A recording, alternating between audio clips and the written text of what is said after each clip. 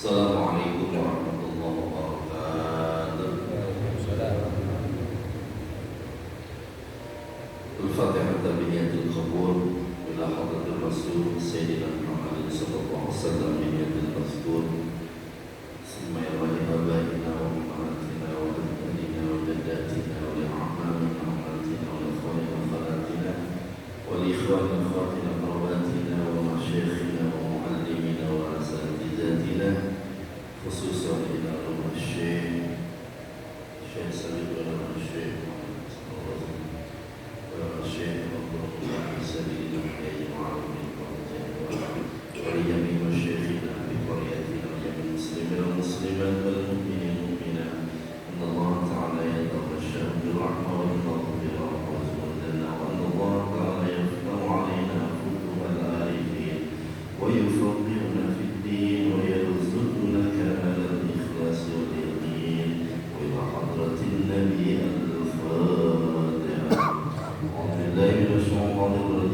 Bismillahirrahmanirrahim. Alhamdulillahi rabbil alamin arrahmanir rahim maliki yaumiddin. Iyyaka na'budu wa iyyaka nasta'in. Ihdinas siratal mustaqim. Siratal ladzina an'amta 'alaihim ghairil maghdubi 'alaihim waladdallin. Amin. Ya Rabbi bil Mustafa balligh maqasidana waghfir lana ma madha ya wasi'al karami ya Rabbi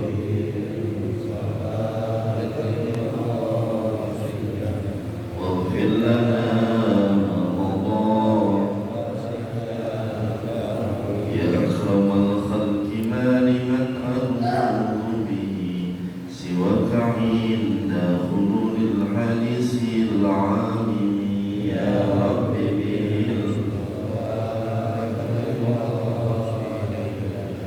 waghfir lana ma madha ya wasi'al karami wa la yadhiqa rasulallahi jabuka bi idhil karim mutajalla bismi muntaqimi ya Rabbi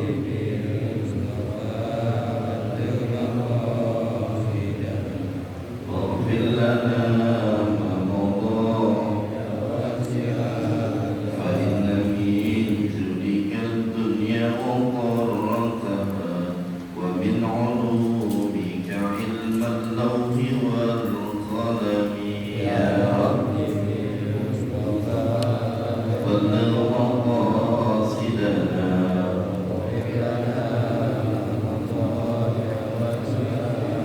يا نفس لا تقنطي من زلة عظمت إن الكبائر في الغفران كالأمم يا رب بلغ مقاصدنا واغفر لنا ما مضى يا واسع اللهم صل وسلم وبارك عليه وعلى آله وأصحابه. Bismillahirrahmanirrahim. Alhamdulillahi rabbil alamin wa bihi nasta'in ala umuri dunya waddin. Wassalatu wassalamu ala sayyidina wa maulana Muhammadin sayyidil mursalin wa ala alihi wa ashabihi ajma'in. أما بعد فإن أصدق الحديث كتاب الله تعالى وخير الحديث محمد صلى الله عليه وسلم وشر الأمور محدثاتها وكل محدثة بدعة وكل بدعة ضلالة وكل ضلالة في النار وبالسند المتصل إلى الإمام المؤلف ونبره وبركاته وبعلومه في الدارين آمين يا رب العالمين. Hadirin yang sekalian yang saya hormati, wabil khusus guru-guru kita yang hadir pada kesempatan kali ini, mukarram Anda yang masyaallah ini Ustaz Abdullah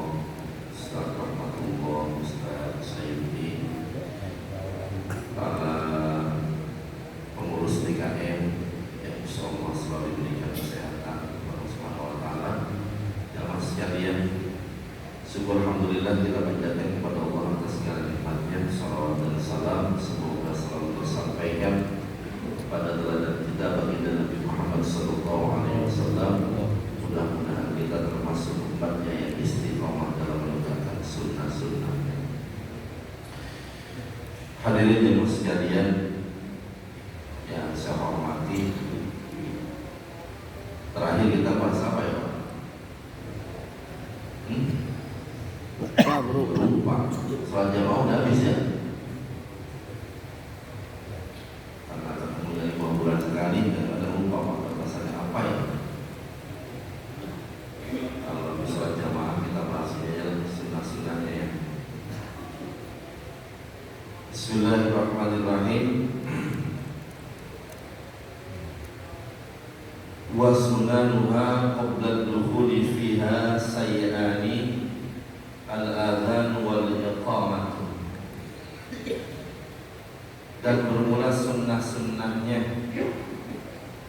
maksudnya sunnah-sunnah salat. Qabla dukhuli fiha sayyani, sebelum kita masuk melaksanakan waktu sholat, itu sunnah-sunnahnya ada 2 katanya. Apa saja? Yang pertama al-adhan wal iqamah. Yang pertama azan, dan yang kedua iqamah. Azan dan iqamah itu sunnah-sunnah sebelum kita melaksanakan masuk waktu sholat. Apa itu azan Pak? Azan itu secara bahasa wa huwa lughatan ay fil lughah al-i'lamu wa syar'an zikrun makhsusun lil i'lami bidukhuli waqti sholatin mafruḍatin. Azan itu secara bahasa artinya al-i'lam, informasi, pemberitahuan. Sedangkan secara istilah itu maksudnya adalah zikir khusus untuk memberikan informasi tentang masuknya waktu sholat. Azan ya. Kalau dengar azan di rumah berarti maksudnya apa itu? Bangun apa masuk waktu sholat? Masuknya waktu sholat. Jadi itu dia sunnah. Sebelum kita melaksanakan sholat, sebelum masuk sebelum sholat dilaksanakan, kumandang azan dulu sebagai informasi tentang datangnya waktu sholat. Azan itu tadi apa? Secara bahasa informasi. Sementara secara istilah azan itu adalah zikir khusus Pak. Kenapa disebut zikir khusus? Karena ternyata azan itu terdiri dari lafaz-lafaz yang di dalamnya banyak menyebut nama-nama Allah. Wal fazuhu masna illa takbir awwalahu fa'arba'un wa illa tauhid akhirahu fawahidun katanya. Lafaz-lafaz azan itu 2 Pak, rata-rata ya. Kecuali apa? Takbir. Takbir itu berapa? 4. Dan juga kalimat tauhid la ilaha illallah, berapa itu? Di akhirnya 1 ya. Itu lafaz-lafaz azan, informasi pemberian datangnya waktu sholat. Dia itu sunnah tuh, sunnah. Nah sekarang bagaimana tuh kita memahami azan? Apakah hanya sekedar informasi yang datang, yang masuk ke telinga kita dan sifatnya itu biasa? Kata Imam Qurtubi, azan itu katanya memang sifatnya i'lam bidukhuli waqti sholat secara pengertian. Tetapi sesungguhnya Pak, lafaz-lafaz azan itu adalah mustamilun ala masailil aqidati li'annahu bada'a bil akhbariyati. Azan itu Pak, dalam pengertian ulama bukan hanya sekedar informasi waktu datangnya waktu sholat, tetapi kata ulama azan itu sesungguhnya adalah lafaz-lafaz yang di dalamnya meliputi persoalan-persoalan akidah. Karena di dalam azan itu ada kalimat-kalimat apa tadi? Yang mengagungkan Allah Subhanahu wa ta'ala. Jadi kalau orang Pak dengar azan itu nggak punya pengaruh apa-apa itu. Ini berarti kita hanya sebatas memahami azan, sekedar apa tadi? Fungsinya informasi datangnya waktu sholat. Tapi kalau ulama-ulama Pak, lebih dari itu, azan itu apa maknanya? Lapas-lapas yang meliputi nilai-nilai apa? Akidah keimanan. Tuhan kata ulama Pak ya, panggilan Allah itu ada berapa Pak di dunia? Sering disampaikan ada berapa? 3 ya. 1 ada panggilan yang pengen banget dipanggil.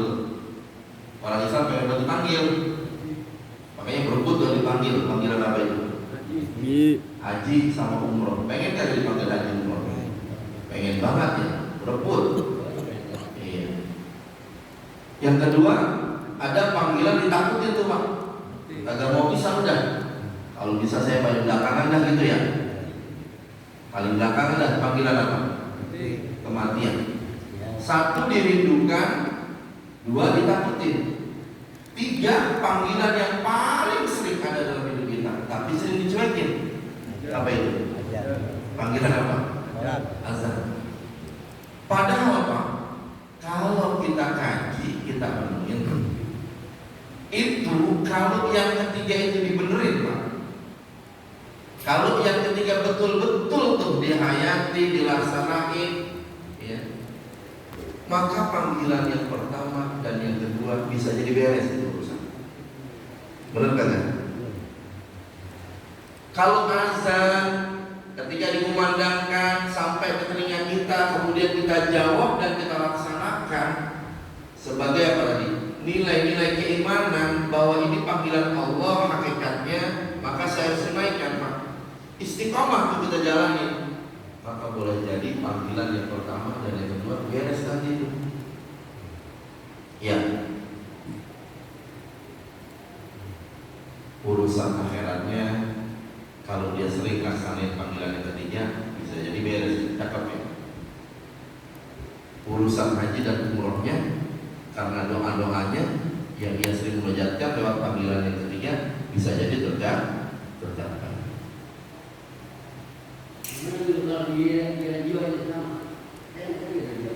Entah dulu, sabar ya. Nah ini kita maknain aja seperti apa ini masih awam, hanya sekedar panggilan biasa, apa sudah masuk dalam kategori bahwa azan itu adalah sesuatu yang sifatnya panggilan yang memang berkaitan dengan akidah keimanan kita. Ini kalau ada masih pikiran begini, Bang, udah azan belum di masjid? Baru azan. Ada nggak begitu? Ya. Masih ada ya? Bang, udah hayal sholat belum? Baru hayal sholat. Itu berarti Pak, kita memaknai azan ya sama kayak kata lain, sekedar apa tadi? Informasi, buat tahu azan itu apa? Kasih tahu waktu sholat, begitu doang. Tapi kan sudah sampai level yang kedua tadi, Allahu Akbar, Allahu Akbar. Dia paham itu, ya Allah, iya. Cuma Allah yang maha besar. Kan gitu ya? Allah yang maha besar, selain Allah itu kecil Pak. Kita lagi nyari duit, lagi kerja, lagi apapun, lagi beraktivitas, Allahu Akbar, sadar kita, ya Allah, iya. Allah yang maha besar. Ini dunia ini kecil Pak. Benar gak? Kita lagi makan tuh, kita lagi sibuk, lagi repot, Allahu Akbar, Allah maha besar. Yang lain kan kecil. Maka kita tinggal itu semuanya. Nah kita udah nyampe situ belum? Persoalan ngamalin soal azan belum nyampe ya? Masih yang baru. Naik besok levelnya Pak, sampai yang kedua itu. Jadi azan bukan hanya sekedar persoalan informasi masuk sholat, tapi azan adalah persoalan nilai-nilai akidah kita kepada Allah Subhanahu wa Ta'ala. Itu kalau bisa sampai begitu kata ulama. Jadi kagak ada istilah lagi baru azan, baru qomat. Pokoknya Allahu Akbar, Allah maha besar, yang lain kan kecil. Maka ketika Allah berkumandang lewat kali azan, semua kita tinggal, kita datang.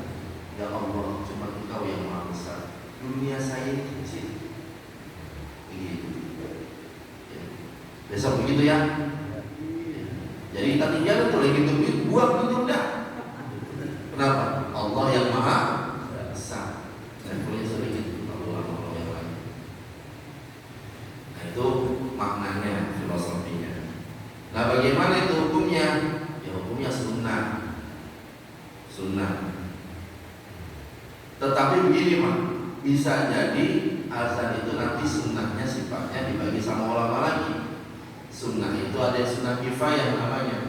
Jika dalam satu tempat, satu wilayah, masjid, musola sudah ada yang memandangkan azan, maka gugur kewajiban yang lainnya untuk memandang azan. Haikal sudah azan di masjid, azan zuhur, asar, maka jumhur datang misalnya, perlu azan aja apa kagak? Kagak. Kenapa tadi? Sudah selesai lewat azannya siapa? Haikal. Sunnah kifayah dalam satu wilayah. Tapi bisa jadi al-amin azan lagi kan? Al-arab azan lagi kan? Itu namanya sunnah berlaku dalam satu wilayah. Udah kalau udah azan jangan azan lagi Pak. Dalam satu tempat, satu masjid, satu musola. Nah kalau bicara sejarah azan udah paham ya. Azan ini sejarahnya panjang Pak. Ya, ini perjuangan para sahabat dulu itu, masya Allah perjuangan orang sholat. Orang kalau sholat dari rumah jauh banget ke masjid itu. Kadang-kadang udah balik dia nggak tahu udah masuk waktu sholat.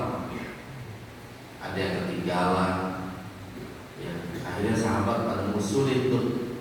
Ya Rasulullah, ini bagaimana kita ini kalau seandainya sholat itu ada tandanya? Pakai apa? Ada yang usulin pakai lonceng tapi ditolak karena tasabuh sama Nasrani. Pakai trompet ditolak juga karena tasabuh sama Yahudi. Pakai api deh, nyalain api tuh di atas, tasabuh sama Majusi. Akhirnya apa? Dua orang sahabat itu punya mimpi yang sama Pak. Sayyidina Umar bin Khattab sama sahabat Abdullah bin Zaid. Yang dia mimpi, dalam mimpi itu ada orang yang nemuin dia sambil mengucapkan kalimat apa tadi? Azan itu Allahu Akbar. Ini sebetulnya ya satu apa tadi? Petunjuk dari Allah. Disampaikan sama Rasulullah, Sayyidina Umar juga nyampaikan, kemudian akhirnya apa? Sampaikan kepada Bilal. Maka Bilal pertama kali yang menggunakan azan. Itu sejarahnya pendek ini. Ya, itu azan. Jadi hukumnya apa? Sunnah. Dan ini dilaksanakan ketika sebelum sholat apa sudah sholat? Sebelum, makanya sunnahnya dia di awal sebelum pelaksanaan sholat. Jadi ketika datang waktu sholat, boleh nggak kalau sebelum waktu sholat datang kemana azan? Boleh nggak? Harus pada saat masuk waktu, kecuali itu azan di waktu menjelang subuh. Itu sahabat Bilal dan Maktum dulu kalau menjelang subuh itu azannya 2 kali. Makanya di Indonesia sebagian masih ada yang ngamalin. Pernah ke Aceh nggak? Aceh itu azan 2 kali. Kalau subuh jam berapa? Subuh misalnya tadi jam 4:30 ya lewat ya. Dia jam 3 ke 4 udah azan. Ya, Jogja berapa kali Jogja? 2 kali kan ya? Ya makanya ke Jogja pertama kali karena apa? Baru jam 3 azan ini sholat subuh dia Pak. Kagak niat jam lagi, nggak tahu ya Pak. Azan pertama. Di mana lagi? Haram Madinah berapa kali? Yang pernah ke Mekah ini Masjid Bugeni di Majaki berapa kali azan subuh? 3 kali atau 2 kali? 2 kali. Jadi jeda yang pertama itu azan apa? Ya, biar pada bangun ya mulai gitu ya. Baru yang kedua azan. Boleh nggak diangkat begitu Pak? Hah?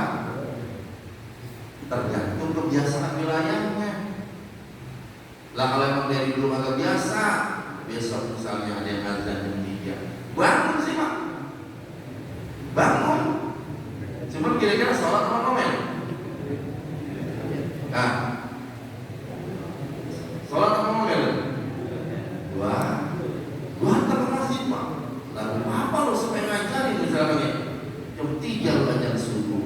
Begitu kita kalau karena kagak biasa. Padahal ya riwayatnya ada 2 kali. Itu kebiasaan wilayahnya. Jadi kita udah lah, karena yang kemudian satu aja udah gitu ya. Mungkin di wilayah lain karena yang kebiasaan begitu dipakai 2 kali. Cuma subuh aja, ya subuh sama menjelang subuh itu ada 2 kali azan sejarah dari dulu ya. Itu azan. Kemudian apa lagi selain azan sunnahnya?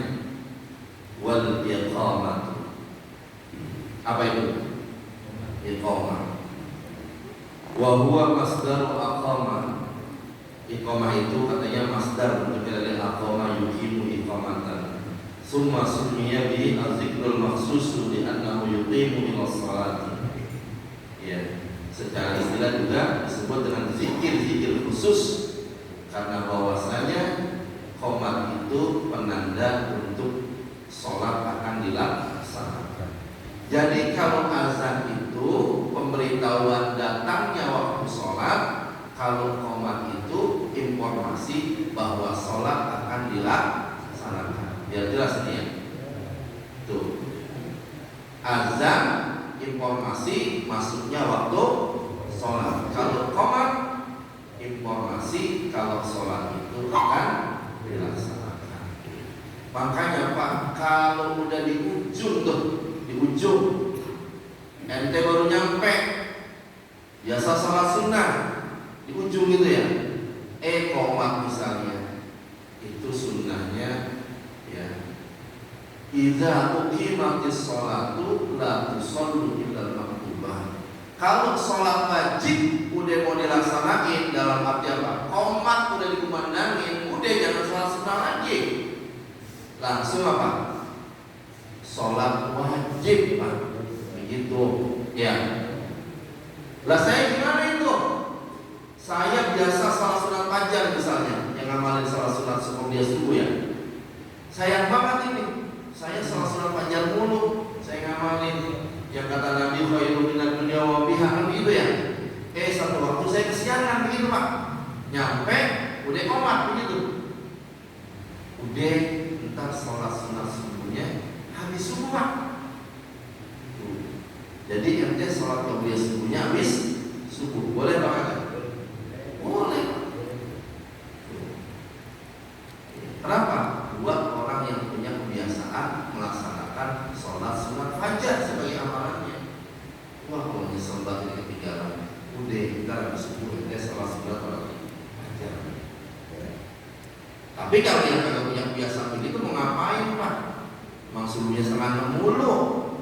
Misalnya mau ngelaksanain begitu. Buat yang punya amalan begitu.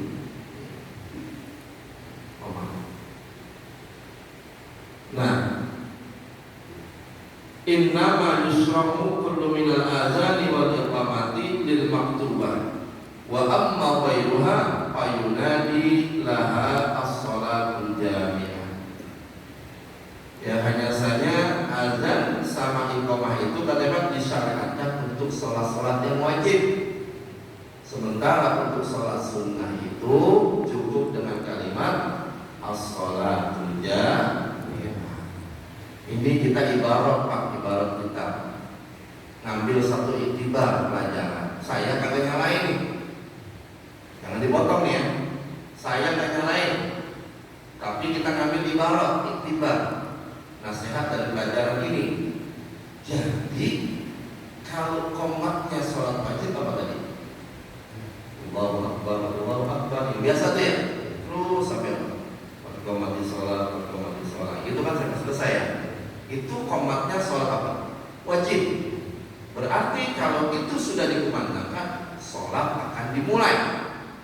Nah, kalau sholat sunnah, sholat sunnah itu iqamahnya pakai apa? As-sholatu jami'ah. Makanya imam jadi imam. Itu yang paling sunnah itu, yang paling sunnah. Kalau dia mau memimpin sholat, udah apa kemarin kita bahas? Lurusin saf. Sawu sufufakum fa inna tasbihata sufuf min tamamis sholat. Kan begitu.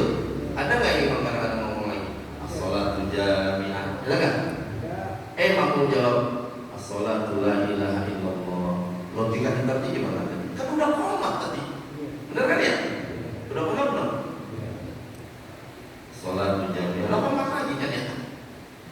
Jadi ibarat di sini kalau komatnya sholat wajib itu tuh Allahu Akbar, Allahu Akbar, itu komatnya. Kalau sholat sunnah itu komatnya apa tadi? As-sholatu jami'ah. Ente kalau tarawih gimana kalau sholat? Sholatut tarawih jami'ah, gitu ya. Berarti apa? Sholat tarawih menimul Idul Fitri. Bila mereka tuh as-sholatu la ilaha illallah Muhammadur Rasulullah. Idul Adha as-sholatu jami'ah. Gerhana matahari, gerhana bulan. Ada nggak kita begitu? Jadi as-sholatu jami'ah itu iqomahnya buat sholat sunnah. Artinya apa itu? Sholat akan dimulai. Kan maksud itu komat ya? Komat itu maksudnya sholat akan dimulai. Komat itu pakai as-sholatu jami'ah. Kalau sholat wajib butuh komatnya udah Allahu Akbar, Allahu Akbar, asyhadu an la ilaha illallah, terus sampai selesai. Tapi saya nggak nyalain ya. Saya nggak nyalain. Kalau kita ibarat ini, udah komatnya itu ada di satu. Yang ada ke belakang lagi as-sholatu jami'ah. Berarti dua kali tuh ya. As-sholatu jami'ah itu iqamahnya untuk sholat-sholat sunnah. Itu ibarat kita. Paham ya? Jelas. Dua teman. Sunnahnya sebelum pelaksanaan sholat azan sama iqamah. Jelas ya. Kemudian Pak, ada wasunanuha ba'da dukhuli fiha say'an. Ada sebelum masuk waktu sholat, ada sebelum pelaksanaan sholat. Yang kedua ada sunnah itu Pak di dalam pelaksanaan sholat. Apa itu sunnah-sunnah dalam pelaksanaan sholat? Yang pertama katanya at-tasyahhudul awwalu wal qunutu bis-subhi. Yang pertama sunnah di dalam sholat itu adalah tasyahud awal dan kunut, Pak. Baca doa kunut di dalam sholat subuh. Ai fi i'tidali ar-rak'ati tsaniyati wa huwa lughatan ad-du'a'u wa syar'an zikrun maksusun. Kunut itu Pak katanya dilaksanakan kapan Pak? Pada waktu i'tidal, ya, pada rakaat kedua. Sama kunut itu juga doa khusus. Bagaimana baca doa kunut Pak? Allahumma dina, kalau bareng-bareng, kalau sendiri Allahumma dini. Ini kunut Pak, sejarahnya panjang. Kunut sejarahnya panjang ya.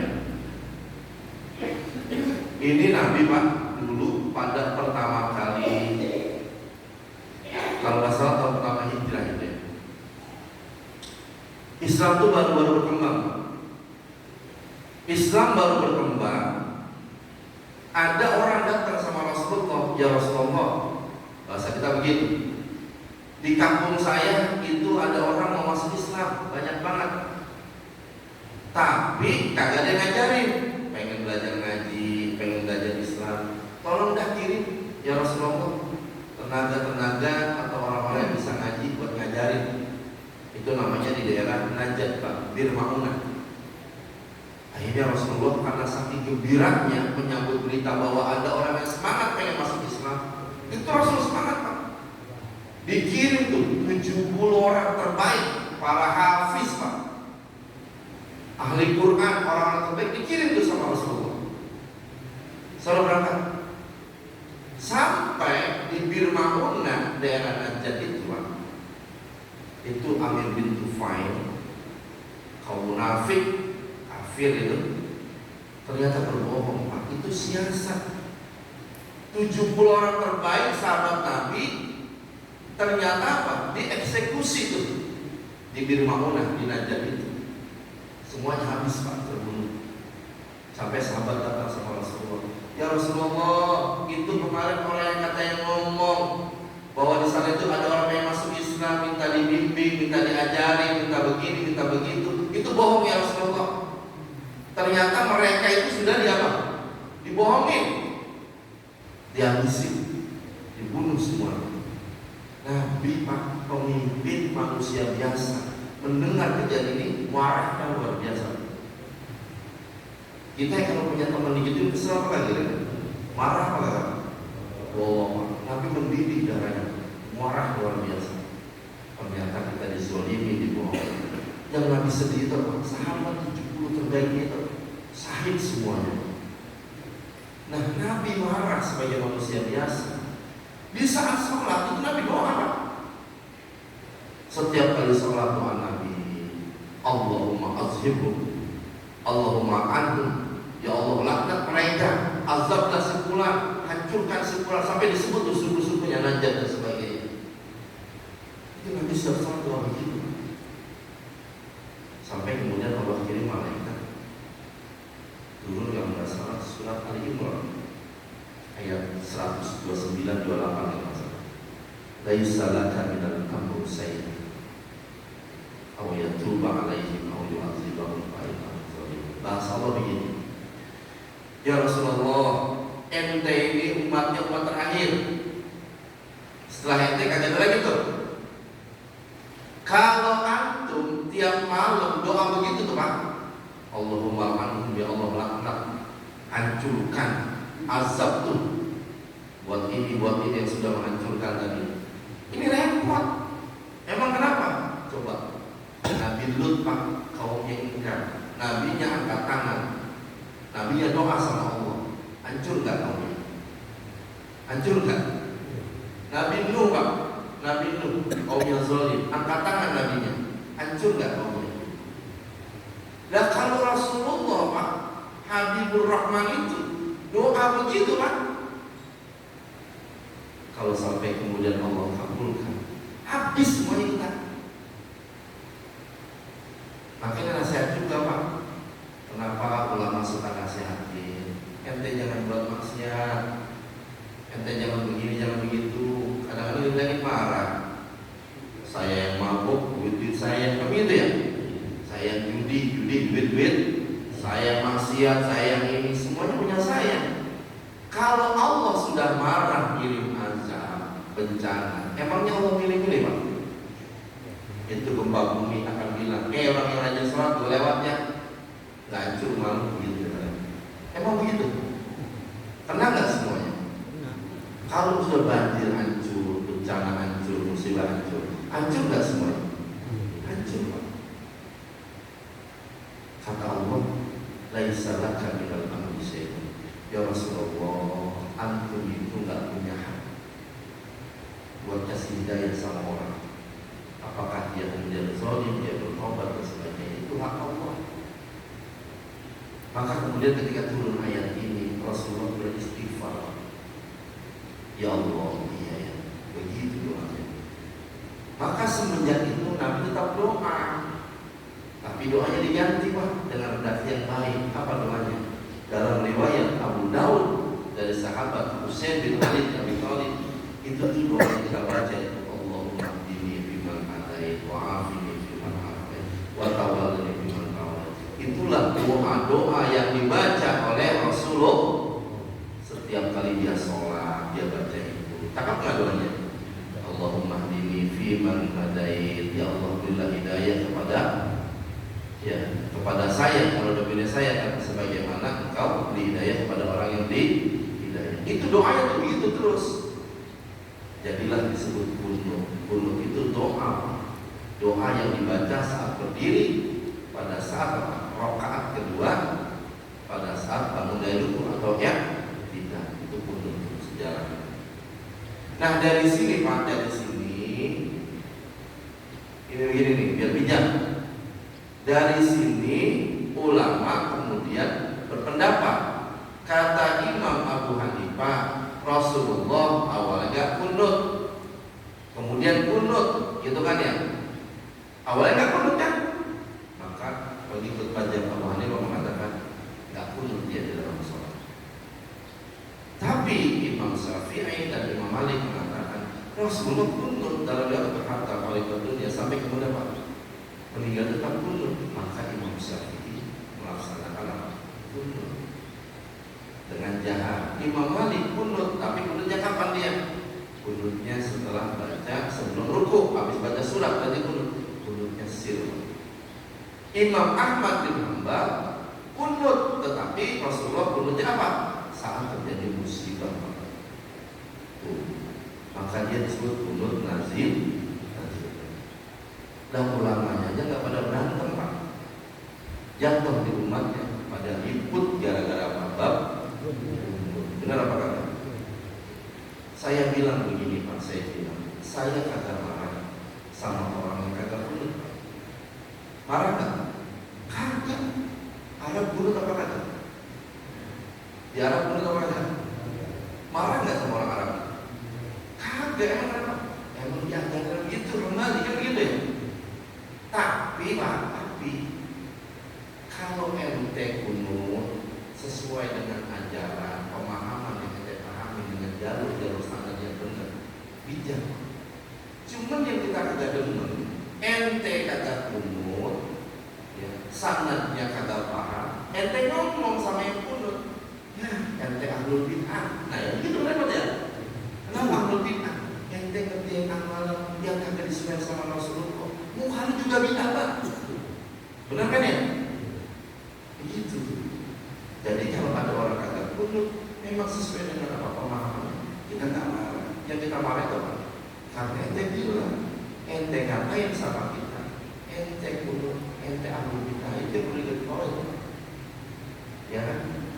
Kalau mereka bilang saya nggak kunut, saya hormati ente nggak kunut, selesai urusan. Selesai kan? Ya, itu harus begitu. Cuman yang repot pada berantem gak ada lagi. Main kata-kata kunut. Syekh Abdul Rahman Sudais pernah gak ke Indonesia? Pernah kan? Di sana baca bismillah gak dia sholat? Hah? Kagak kan? Datang ke Jakarta jadi imam sholat di Istiqlal.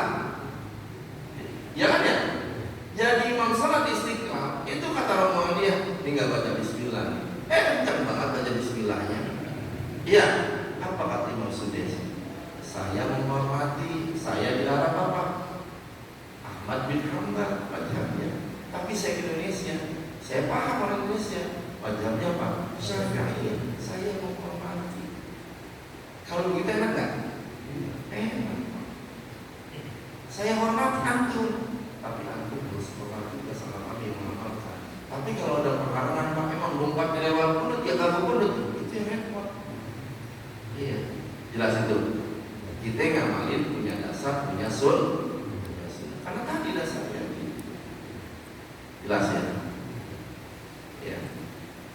Kemudian Pak, terakhir katanya wala tata'ayyan kalimatul qunut bis-sabiqah. Fala qala bi ayatin tatadammanu du'aan wa qasdul qunut hasalat sunnatul qunut. Jadi qunut itu Pak, ya, kalimatnya enggak ditentuin. Memang yang kita baca doanya Allahumma hdina, itu sunnah dari Rasulullah, dari riwayat-riwayat itu yang sering diajarin para ulama. Tapi andai antum kagak bisa kunut, belum bisa hafal, baca ayat, baca doa, yang ente niatin kunut jadi kunut Pak. Saya selalu subuh itu, kagak hafal kunut. Gimana baca doa kunutnya?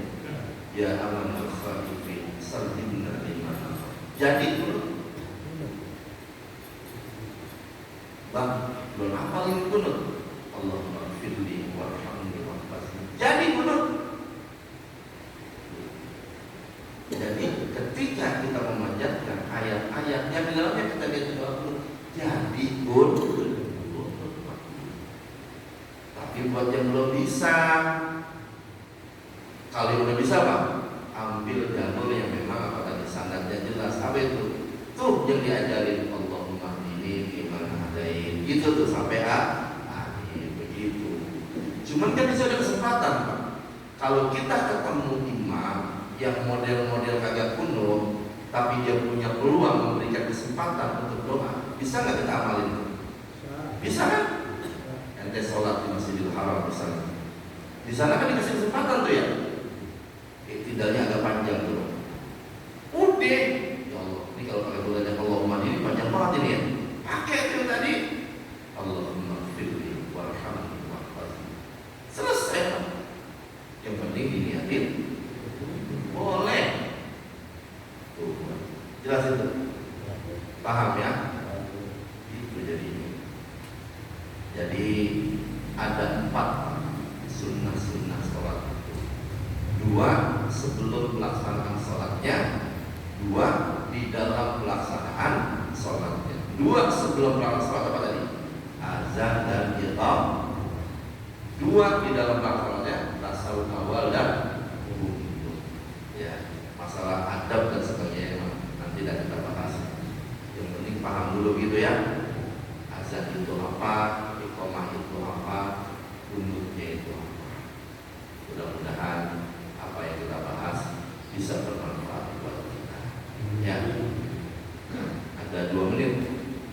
Kalau ada yang ditanyain silakan. Kalau ada ya alhamdulillah begitu. Ya. Selesai ya? Hah? Nanya apa no? Nanya apa tadi? Tadi nanya apa? Apa? Itu siapa aja di radio?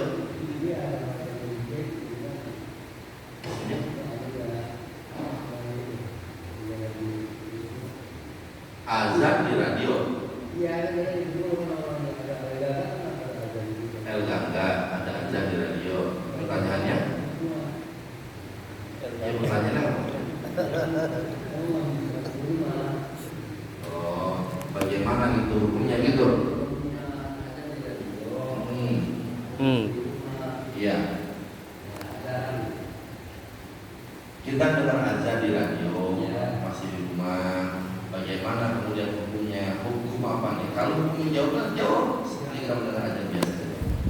Allahu Akbar, kita jawab. Itu jawaban lisannya. Tapi yang paling penting itu jawaban hatinya. Benar kan?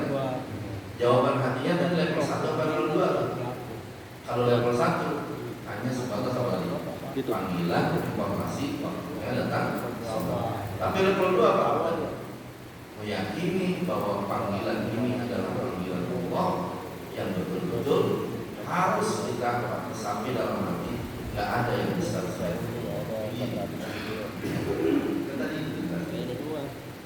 Jelas ya? Dan cukup ya. Kalau masalah mulut mau bisa kan ya? Tapi ini terus jadi amalin Pak. Iya, kan mentang-mentang habis ngaji, dulu saya yang tadi aku banget yang punya hasanah. Ya, Bapak udah pintar jadi kembali ke maulananya. Itu bisa dipakai buat orang yang belum bisa. Yang kedua tadi, buat kalau kita ada jeda. Kalau misalnya kita ketemu sama imam yang misalnya kalian pun, nah kita bisa amalin.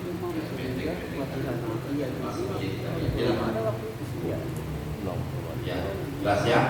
Nah, kasih dulu pada bulan depan ya. Ya, kita tutup dengan doa. Mudah-mudahan apa yang kita bahas ada manfaatnya. Pada kesempatan kali ini, ya kita tutup dengan doa. Siapa dulu doa ya? Dari saya cukup sekian. Assalamualaikum warahmatullahi wabarakatuh.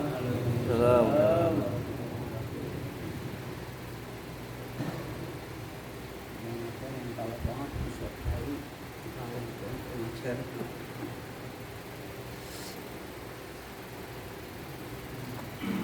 صلى الله عليه وسلم بكريم الأنبياء محمد صلى الله عليه وسلم سادتي وصحبه أجمعين.